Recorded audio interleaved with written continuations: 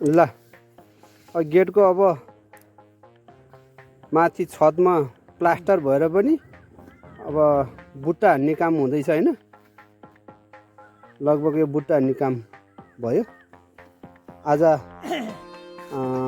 अहिले यो महिना कार्तिक हैन, कार्तिकको 24 गतेसम्ममा गेटको कामको प्रगति यस्तो अवस्थाले गइरहेको छ। उहाँ कालीगाड रामबहादुर दाई, जङ्गबहादुर बमजन, रामबहादुर विश्वकर्मा अनि कुन ठाउँ रे पटरबोट फेदिकुना वडा नम्बर 9 हैन भनेर उहाँले भनिसक्नु भयो। ल है ल जति सक्दो राम्रो बनाउने है। कुरा काट्ने त्यो यो टाउको सानो फेद ठुलो चाहिँ अलिअलि देखिए है, त्यसलाई अलि मिलाउनु। ल ल सबैलाई हाई भन्न चाहन्छु म। ए त्यो तलपट्टि गुम्बा, हाम्रो गुम्बाभन्दा गेट अग्लो हुन लाहा।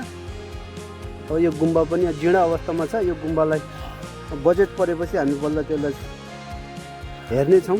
अहिले चाहिँ यो थोरै बजेटले यो नबन्ने भएर हामी गेटमा चाहिँ अहिले लगानी गरेका छौँ। हाम्रो काम गर्ने झाराका मान्छेहरू यहाँ हुनुहुन्छ।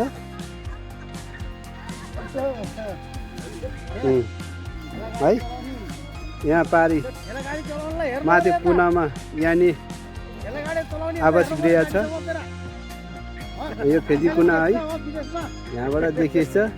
पारी हेऱ्यो भने टलल्ल टल्किएको हिमाल, लमजुङ हिमाल यसरी देखिरहेको छ। त्यो भारतीयको डाँडा है, त्यो चाहिँ भारतीयको डाँडा।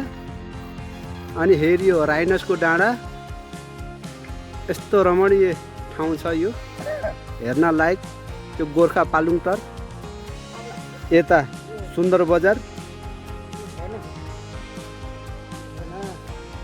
हजुर ल ल ड्राइभर लाइसेन्स छ कि छैन?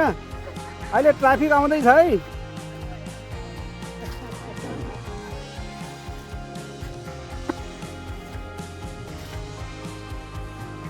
उहाँ कालीमाया दिदी, सन्तु भाउजू, आशा दिदी, रेणु लोप्चन अनि झगमाया फुपू भित्र हुनुहुन्छ। अनि एकजना सन्नानी फुपू जानुभयो। अनि अर्को कुमारी पाखरिन पनि जानुभयो आजको श्रमदानमा। नामहरू यसरी छ। अनि सुखबहादुर थोकरज्यू पनि उहाँ काम गरेर गइसक्नु भएको छ।